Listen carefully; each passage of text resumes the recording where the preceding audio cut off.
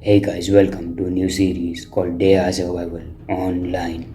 A lot of you guys have been asking me to play this game online so that I can play with my subscribers and my viewers, and also because the game has had many updates. And frankly speaking, guys, I don't remember how to play all of the new things, and I want to experience the journey anew with a new beginning, a new story. I've heard that there have been major changes to the storyline, so I want to play them. I want to experience them with you guys because my gameplay is your gameplay. So feel free to leave a suggestion down below. Let's start a new game. On then. I woke up in the middle of an empty street. My whole body hurts. I need to get up. Where am I? Who am I? I can't remember anything. I'll try to stand up. My head's splitting. I don't recognize the city. It's like it's dead. I should look around. Let's look around. Where am I? Okay, what's going on? Okay, maybe that was an error, a glitch. I see some garages up ahead. Maybe I should search there. Let's go. Maybe I'll find something useful here. Let's search.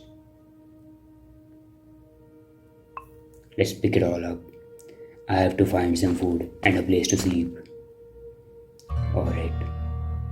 Night came unexpectedly quickly. I won't be able to find anything in this darkness. I need to make a torch. Let's continue and let's make a torch. Okay, I have a torch. That's better. It's not so dark and scary with a torch. Now I can keep looking. Let's search the intact house. The first intact house in the game. Let's pick it all up. Rats. Ginormous angry rats. They were probably attracted by my noise. I have to fight them off. Let's start this battle. Let's attack them. And let's eliminate them. Let's knife this one. Let's shoot that one. Let's end my turn. Let's eliminate him. There we go.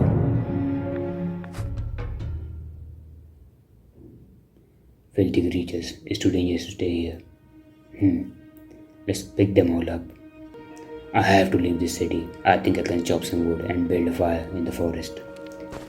Let's move out. There are only ruined houses in the game.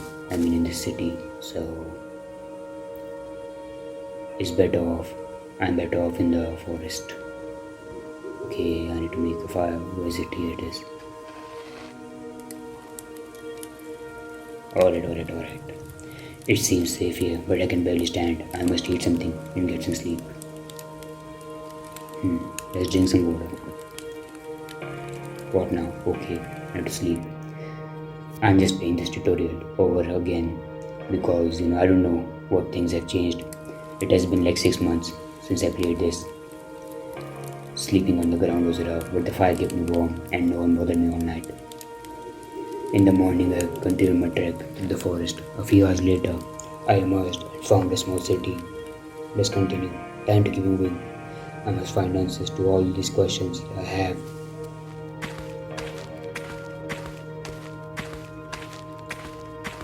Okay, I'm just walking right now, so walking is pretty slow in the game. If you guys don't know already. Searching for the truth. Note number 2. The city greeted me with dead silence. I walked forward and stumbled upon an unsightly crater left by an explosion. Was there war? I have to gather as many supplies as I can. Medicine, food, clothes. Let's check the pharmacy first. Task: search the intact house, crater and pharmacy. Pick up any items you find. Let's go. Let's hide the chat. I mean, there are no survivors around, so no point in the chat. Okay, I have to unequip that. Let's wear these because I was basically naked till this point. A crater. Let's search it up. I don't know what I can find in the crater. I mean, just a few nails though. Pharmacy. Note on the pharmacy counter. Note on the pharmacy counter. Attention, resident of Zaployane. By order of the mayor's office, all shipments of medicine have been rerouted to the field hospital at the school. Medication will be provided in exchange for ration stamps. To get these ration stamps, please see the pharmacy manager. Let's pick it all up. Note number 3. Based on what I've seen, the city was hit by some kind of illness.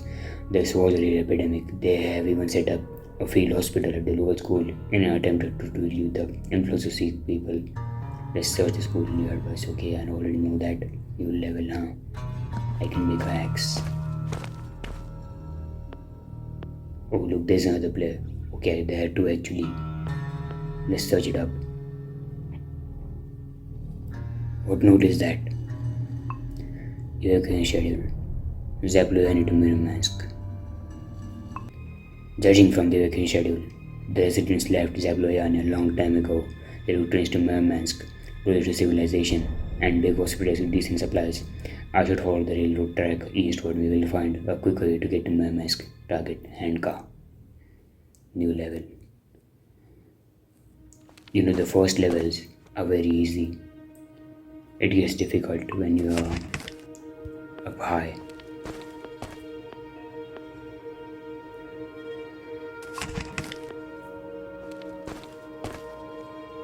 Okay, dusty book for experience.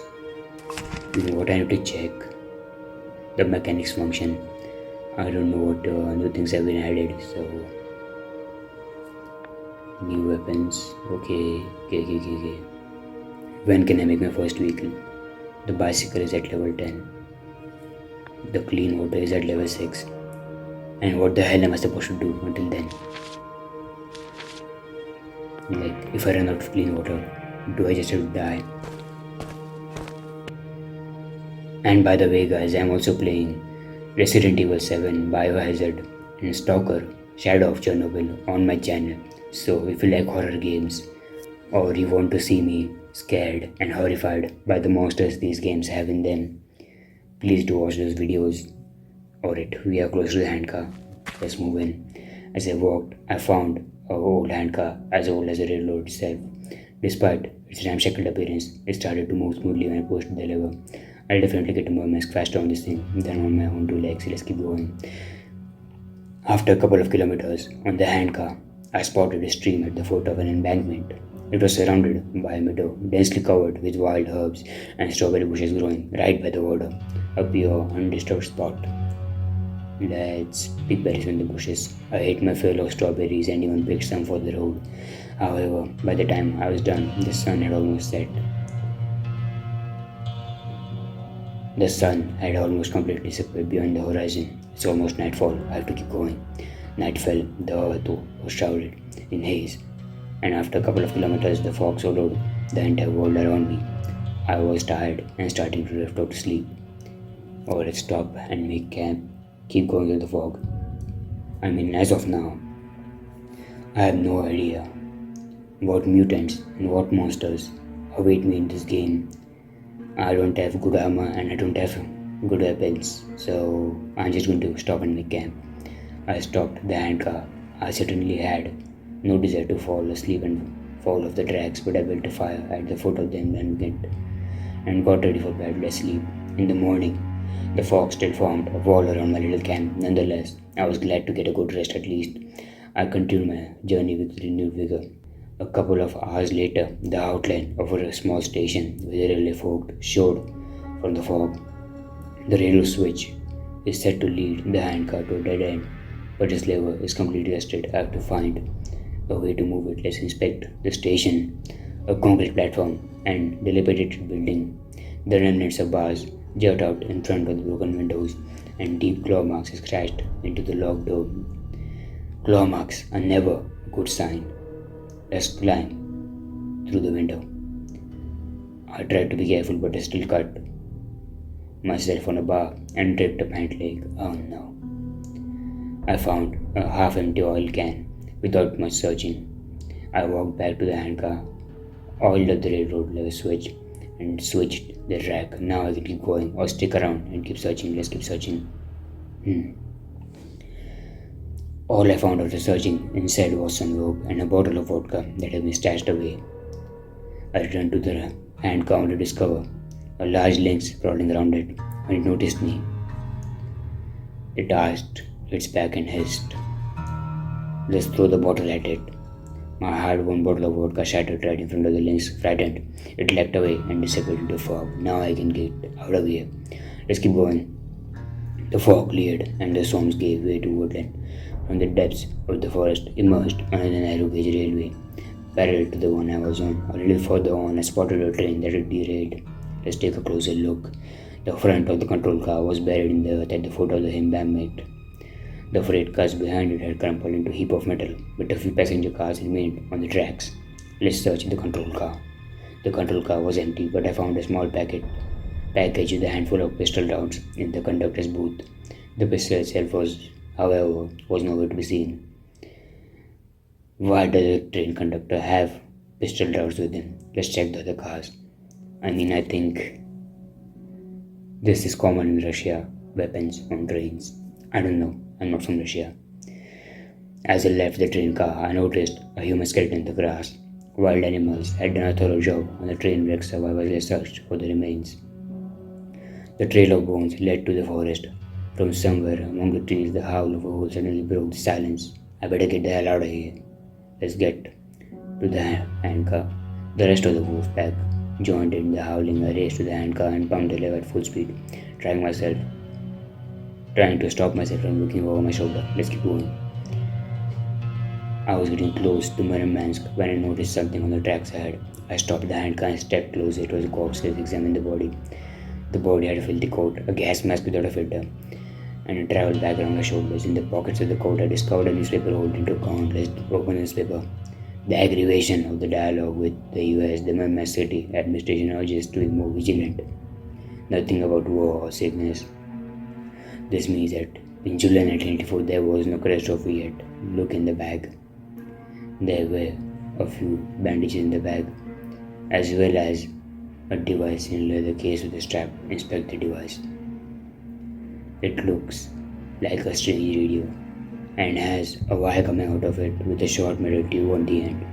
In the leather case, I found an instruction booklet for the dosimeter, radiometer DP5V. Let's turn on the dosimeter. When I flipped the switch, the dosimeter started to whir. I waved the sensor tube around, and when I passed it over the dead body, the whirring increased. The corpse is extremely radioactive. Remove the body from the tanks.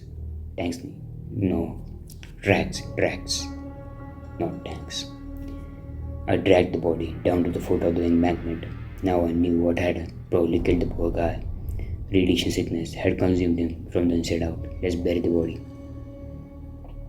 I may be getting exposed to radiation, but at least wild animals won't get at his body. I fetched some rock and built up a small burial mound over him. Next stop, Murmansk. As I was leaving, I saw a small piece of paper sticking out of the pocket on his bag. It had the address of a house in the city of Kola. Was there survivors or supplies? It's called Karma, guys. I'll have to check. When I was just a few kilometers from Murmansk, the railway ended at a big crater that had been left by an explosion. There's no getting past it. Time to leave the rail car and explore the city on foot. Let's walk to Murmansk. Alright, I've covered a large distance on the handcar. Alright. Let's move to a safe haven. A haven. Survivor's cache. Let's open this up. I don't have premium. I'm never going to buy premium. Oh, I can find vehicles. I didn't know that. This is new to me. I didn't know I can just find vehicles in safe havens like working vehicles. Nice. Okay, there's the mark on the map. But you know what, guys? As this is the first video of the series, I'll call it a video right here. Thank you for coming along with me on this journey of Day Survival online. If you like my content, be sure to subscribe and leave a comment down below. See you guys next time.